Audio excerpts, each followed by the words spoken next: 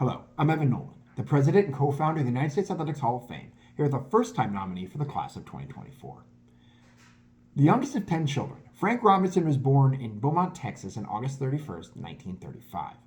His parents got divorced when he was a year old, and the family would move first to Alameda, California, and then eventually settle in West Oakland, California. Now, his mother Ruth did the best she could as a single mother of 10, but needless to say, times were tough. Frank Robinson actually wouldn't receive his first baseball glove until he was 14 years old.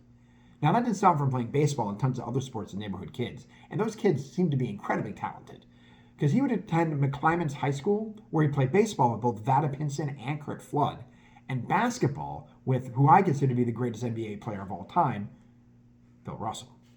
Now, upon his graduation, he signed with the Cincinnati Reds for $3,500 and would report to their rookie league facility in Ogden, Utah. From there, he'd go to A-ball in Columbia, South Carolina, and Double-A in Tulsa before he made his major league debut on August 17, 1956 with the Reds at just the age of 20 years old. Now, the Reds at that point had been a losing team for more than a decade, and surprisingly led the National League at the midway point with Robinson in first place with 18 home runs leading the team. He'd actually be elected as a rookie to the starting lineup in left field for the NL All-Stars. Now, the Reds would not win that year. They'd finish in second, 2 games behind the Brooklyn Dodgers.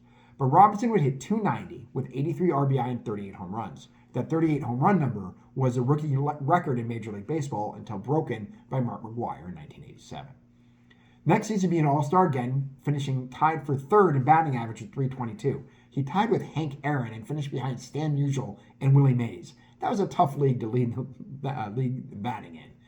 The next year, his batting average would dip, but he'd win his first and only Gold Glove of his career. Now, Frank was known for being an aggressive player throughout his career, which would earn praise from his teammates and ire of his opponents. A hard slide into second one sideline Braves shortstop Johnny Logan for 6 weeks. Another hard slide into third once led to a fistfight with Braves Hall of Famer Eddie Matthews. He may have just hated the Braves more than anything. But his best season with the Reds would come in 1961, where he'd lead the Reds to their first pennant since 1940. He'd switch to right field and win the MVP, hitting .323 with 37 homers, 124 RBI, and 117 runs, while also leading the league with a .601 slugging average and having the best stolen base percentage, going 22 for 25 in the season. Unfortunately, the Reds would lose in 5 games to the Yankees in the World Series, with Robinson collecting just 3 hits. He'd remain with the Reds until 1965 season, when he was traded to Baltimore from Milt Pappas, Jack Baldwin, and Dick Simpson. And yes, that trade is as lopsided as it sounds. While the 3 new Reds had middling success in Cincinnati, Robinson would not only win the MVP, becoming the first player to win an MVP in both leagues, but the Triple Crown in his first season in Baltimore, hitting .316 with 49 homers and 122 RBI. He had also hit a pitch that season off of Louis Tiant, became the only home run ever to leave Baltimore's Memorial Stadium, traveling a whopping 541 feet. They actually used to have a flag outside the stadium said, "Ball hit here." Oh, and by the way, the Orioles would win the World Series that season, sweeping the defending Los Angeles Dodgers in 4 games, with Robinson taking home the World Series MVP trophy. He'd actually hit 2 home runs in that series, both off Hall of Fame hurler Don Drysdale.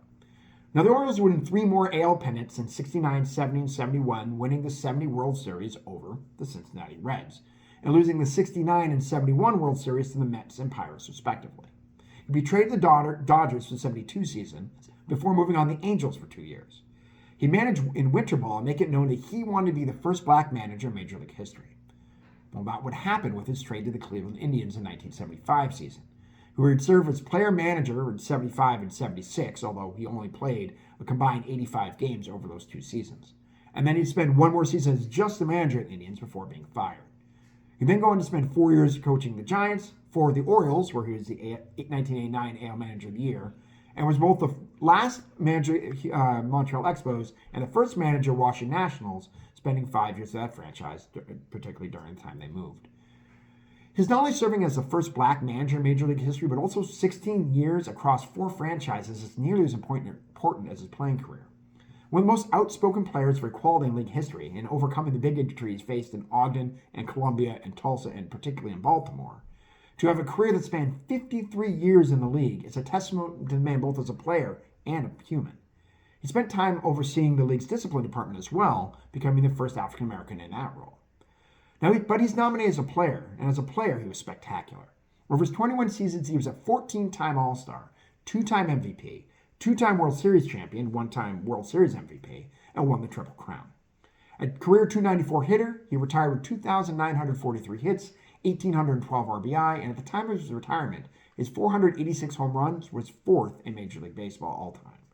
Oh, and he still holds the Major League record for most home runs in opening day with 8. Not only one of the greatest players, but greatest men in the history of baseball, he was elected to Cooperstown on the first ballot.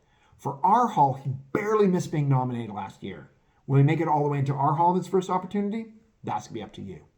You vote for Frank Robinson or any of our other nominees for United States Athletics Hall of Fame at www.theusahof.com. Voting continues between now and we close our polls December 1st, so vote as often as you like, as long as only once a day. I'll be back with another nominee soon, but until then, take care.